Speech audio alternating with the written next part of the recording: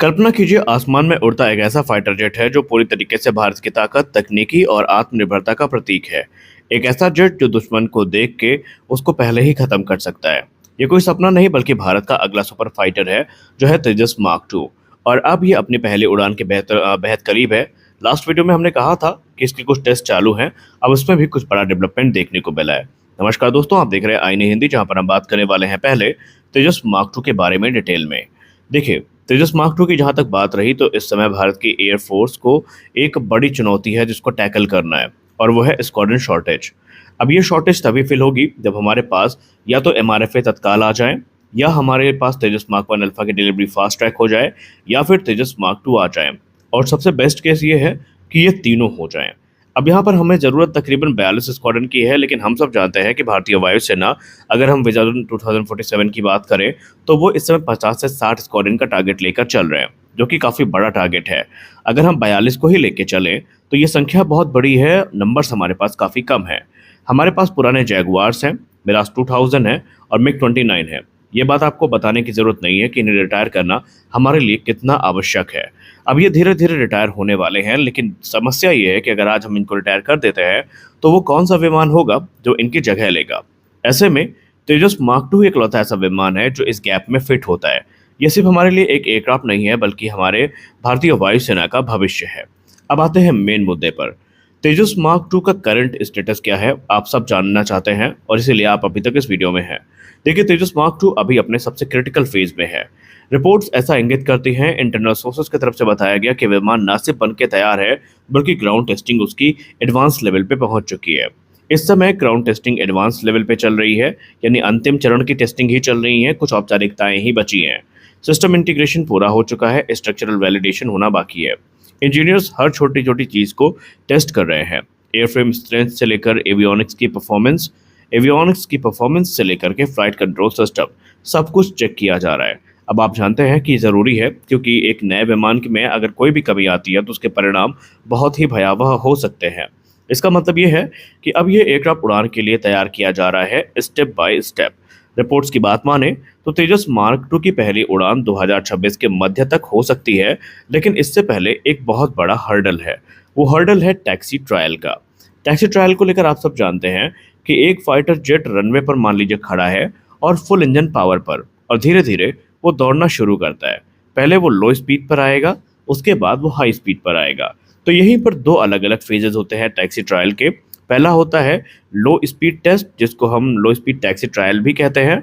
इसमें कंट्रोल हो गया विमान का, उसके ब्रेक्स हो गई, इसके स्टीयरिंग हो गई, इनको चेक किया जाता है। फिर आता है हाई स्पीड टैक्सी ट्रायल, जहाँ पर विमान को टेक ऑफ की स्पीड पर दौड़ाया जाता है, लेकिन विमान उड़ान नहीं भरता, क्योंकि ये वही मोमेंट है जहाँ इंजीनियर्स समझते हैं कि क्या विमान एयरक्राफ्ट हमारा जो है फाइटर जेट है वो हवा में ले जाने योग्य है, क्या वहाँ जाने के लिए तैयार है। और जब सारी चीज़ें वैलिडेट हो जाती हैं तब आता है अगला चरण, वो होता है फाइटर जेट को क्लियरेंस दिलाने का। जी हाँ, विमान की दुनिया में बिना क्लियरेंस के कोई चीज़ें नहीं होती। हर फाइटर जेट को क्लियरेंस चाहिए अपनी उड़ान को पूरा करने के लिए, और यहीं पर एंट्री होती है सेमिलैक की। सेमिलैक वो संस्था है या वो एजेंसी है जो ये डिसाइड करती है कि क्या विमान जो उड़ान भरने वाला है, जिसको वो सर्टिफिकेशन देने वाले हैं, ये वाकई सेफ है या नहीं। क्या ये विमान हवा में उड़ान भरने योग्य है या नहीं, क्या इससे कुछ खतरे हो सकते हैं, और अगर उनको ऐसा लगता है कि यहाँ पर कुछ नहीं है तो फिर वो इसकी मंजूरी दे देते हैं। और यहीं पर आपके लिए एक गुड न्यूज़ है, इस बार सर्टिफिकेशन प्रोसेस को काफ़ी तेज़ किया गया है और डिले की जितने भी संभावनाएं हैं सबको पहले ही एलिमिनेट कर दिया गया है। तो अब बात करते हैं विमान के सबसे महत्वपूर्ण पार्ट की, जिसको लेकर लोगों के मन में प्रश्न बहुत ज़्यादा है, वो है इसका इंजन। देखिए, अमेरिका ने ऑलरेडी भारत को 8 से 10 इंजन डिलीवर कर दिए हैं। संभावित है कि ये नंबर थोड़े ज़्यादा या कम हो सकते हैं, क्योंकि प्रोटोटाइप टेस्टिंग फेज़ के लिए हमने बहुत पहले ही उनसे डील साइन करी थी और इंजन डिलीवर हो गए हैं। तो हमें ये सोचने की ज़रूरत नहीं है कि इंजन को या विमान को उड़ाने के लिए इंजन है या नहीं, क्योंकि हम तो जानते हैं ऑलरेडी वो हमारे पास आ चुके हैं। अब यहाँ पर F414 को इसलिए चुना गया है यहाँ पर कि ये ज़्यादा थ्रस्ट देता है, इसकी स्पीड काफ़ी ज़्यादा अच्छी है, और ये इसकी कॉम्बैट परफॉर्मेंस के लिए और रिलायबिलिटी के लिए जाना जाता है। और सबसे बड़ी बात यह है कि भारत को यहाँ पर 80% ट्रांसफ़र ऑफ टेक्नोलॉजी मिलने वाली है, और विमान इंजन का निर्माण भी भारत में होना है। तो कुल मिलाकर के भारत ये हर्डल भी लगभग पार कर चुका है, और इसके बारे में हमने हाल ही के डिफेंस न्यूज़ के वीडियो में डिटेल में चर्चा भी करी थी। अब तेजस मार्क टू को अगर हम सिर्फ ये कहें कि एक माइनर अपग्रेड है, तो ये सिर्फ एक अपग्रेड नहीं है, बल्कि ये पूरी तरीके से एक नया फाइटर जेट है जो नए जनरेशन को रिप्रेजेंट कर रहा है।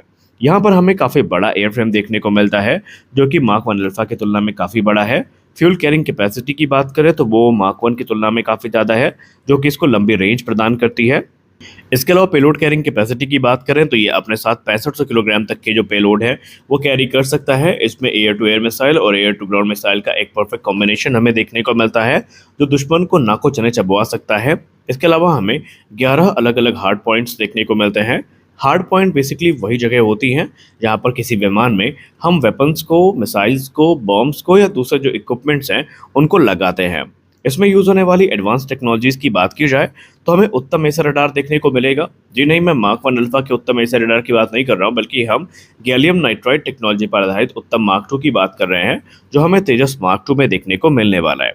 इसके अलावा हमें advance digital flight control computer system देखने को मिलने वाला है, जो कि विमान के लिए काफ़ी महत्वपूर्ण होता है, जिसका परिणाम ये है कि ये ज़्यादा अच्छी टारगेटिंग को ऑफर करता है। एक्यूरेसी काफ़ी ज़्यादा होती है, भूल चूक की संभावनाएं लगभग ना के बराबर होती है और ये सुपीरियर कंट्रोल भी ऑफर करता है।